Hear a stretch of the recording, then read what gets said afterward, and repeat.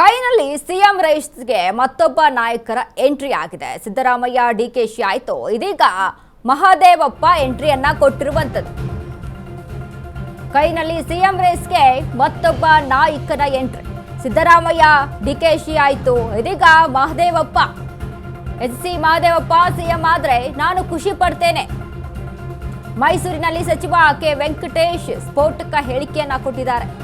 ಸಚಿವ ಎಚ್.ಸಿ. ಮಹದೇವಪ್ಪ ನನ್ನ ಆತ್ಮೀಯ ಸ್ನೇಹಿತ, ಹೀಗಾಗಿ ಆತ ಮುಖ್ಯಮಂತ್ರಿ ಆಗಲಿ ಎಂದು ಹಾರೈಸುತ್ತೇನೆ. ಸದ್ಯ ರಾಜ್ಯದಲ್ಲಿ ಮುಖ್ಯಮಂತ್ರಿ ಕುರ್ಚಿ ಖಾಲಿ ಇಲ್ಲ. ಖಾಲಿಯಾದ ಮೇಲೆ ಒಕ್ಕಲಿಗ ಲಿಂಗಾಯತ ಅನ್ನೋ ಪ್ರಶ್ನೆ ಬರುತ್ತೆ. ದಲಿತ ಸಿಎಂ ಕೂಗು ಪಕ್ಷದಲ್ಲಿ ಇದೆಯೋ ಇಲ್ವೋ ಗೊತ್ತಿಲ್ಲ. ನಿನ್ನೆ ತಾನೇ ದಲಿತರು ಸಿಎಂ ಆಗಬೇಕು ಎಂದಿದ್ದ ಮಹದೇವಪ್ಪ. ಎಚ್.ಸಿ. ಮಹದೇವಪ್ಪ ಹೇಳಿಕೆ ಬೆನ್ನಲ್ಲೇ ವೆಂಕಟೇಶ್ ಬಾಂಬ್ ಅನ್ನ ಸಿಡಿಸಿದ್ದಾರೆ.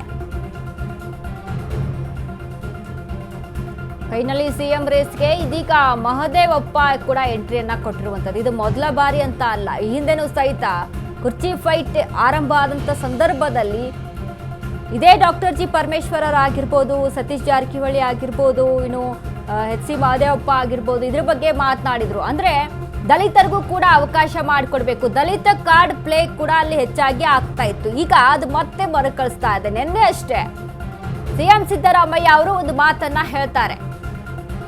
ಜೆಡಿಎಸ್ ವಿರುದ್ಧ ವಾಗ್ದಾಳಿಯನ್ನು ನಡೆಸುವಂತ ಸಂದರ್ಭದಲ್ಲಿ ಸಿದ್ದರಾಮಯ್ಯ ಅವರು ಒಂದು ಮಾತನ್ನ ಹೇಳ್ತಾರೆ. ಕಾಂಗ್ರೆಸ್ ಪಕ್ಷದಲ್ಲಿ ದಲಿತರಿಗೂ ಸಹಿತ ಅವಕಾಶ ಇದೆ, ಎಲ್ರಿಗೂ ಸಹಿತ ಅವಕಾಶ ಮಾಡಿಕೊಡುತ್ತೆ ಕಾಂಗ್ರೆಸ್ ಪಕ್ಷ. ಆದ್ರೆ ಜೆಡಿಎಸ್ ಅಲ್ಲಿ ಇದ್ರೆ ಅವರು ಅವರ ಕುಟುಂಬವನ್ನ ಬೆಳೆಸ್ತಾರೆ, ಆದ್ರೆ ಅಲ್ಲಿ ನಾವು ಬೆಳೆಯೋಕೆ ಸಾಧ್ಯ ಇಲ್ಲ ಅಂತ. ಅದಾದ ಮೇಲೆ ಎಚ್.ಸಿ. ಮಹದೇವಪ್ಪ ಒಂದು ಮಾತನ್ನ ಹೇಳ್ತಾರೆ. ಸಿಎಂ ಕುರ್ಚಿ ವಿಚಾರಕ್ಕೆ ಸಂಬಂಧಪಟ್ಟಂತೆ ದಲಿತರು ಸಹಿತ ಅವಕಾಶ ಸಿಗಬೇಕು ಅನ್ನುವಂಥದ್ದು.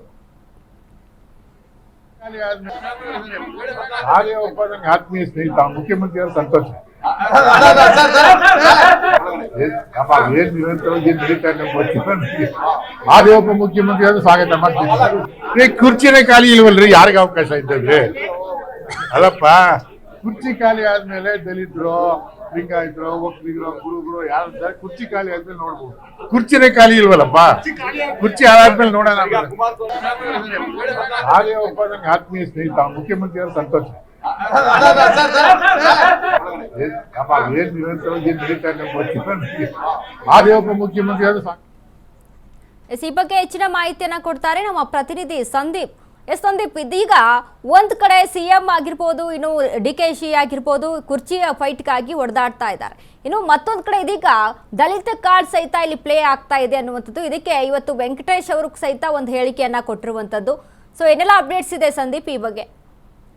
ಖಂಡಿತವಾಗಿಯೂ ವನಿತಾ, ಎಂದು ರಾಜ್ಯದಲ್ಲಿ ಸಿಎಂ ಬದಲಾವಣೆಯ ವಿಚಾರ ಚರ್ಚೆಗೆ ಬಂದಂತ ಸಂದರ್ಭದಲ್ಲಿ ಎಲ್ಲಾ ಪಕ್ಷಗಳು, ಯಾವುದೇ ಪಕ್ಷ ಅಧಿಕಾರದಲ್ಲಿ ಇದ್ರೂ ಕೂಡ ದಲಿತ ಸಿಎಂ ಅನ್ನುವಂತಹ ಒಂದು ವಿಚಾರ ಮುನ್ನೆಲೆಗೆ ಬರುತ್ತೆ. ಅದೇ ರೀತಿ ಅದರಲ್ಲೂ ಕೂಡ ಕಾಂಗ್ರೆಸ್ ಅಧಿಕಾರದಲ್ಲಿ ಇದ್ದಾಗಂತೂ ಈ ರೀತಿಯ ಒಂದು ಚರ್ಚೆ ಬಹಳ ಜಾಸ್ತಿನೇ ಆಗುತ್ತೆ. ಈಗ ಸಿಎಂ ಬದಲಾವಣೆ ವಿಚಾರದಲ್ಲಿ ಸಿಎಂ ಸಿದ್ದರಾಮಯ್ಯ ಹಾಗೂ ಸಿಎಂ ಡಿಕೆ ಸಂಪರ್ಕ ಕಡಿತಗೊಂಡಿದೆ. ಇದೀಗ ಈ ಬಗ್ಗೆ ಮಾತನಾಡ್ತಾ ಇದ್ವಿ. ಸಿಎಂ ಕುರ್ಚಿ ವಿಚಾರದಲ್ಲಿ ಒಂದ್ ಕಡೆ ಈಗಾಗಲೇ ಏನು ಡಿಕೆಶಿ ನಿನ್ನೆ ಅಷ್ಟೇ ಒಂದು ಮಾತನ್ನ ಹೇಳ್ತಾರೆ.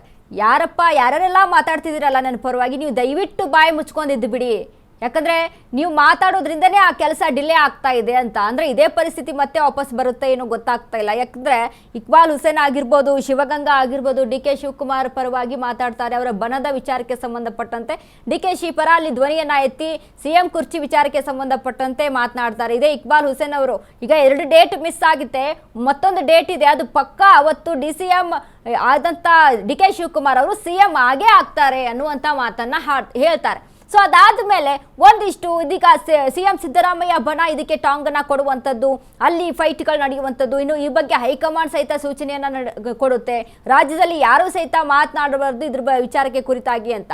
ಸೊ ಅದೇ ಪರಿಸ್ಥಿತಿ ಇದೀಗ ಎಚ್.ಸಿ. ಮಹದೇವಪ್ಪನ ಪರವಾಗಿ ವೆಂಕಟೇಶ್ ಮಾತನಾಡಿರುವಂಥದ್ದು.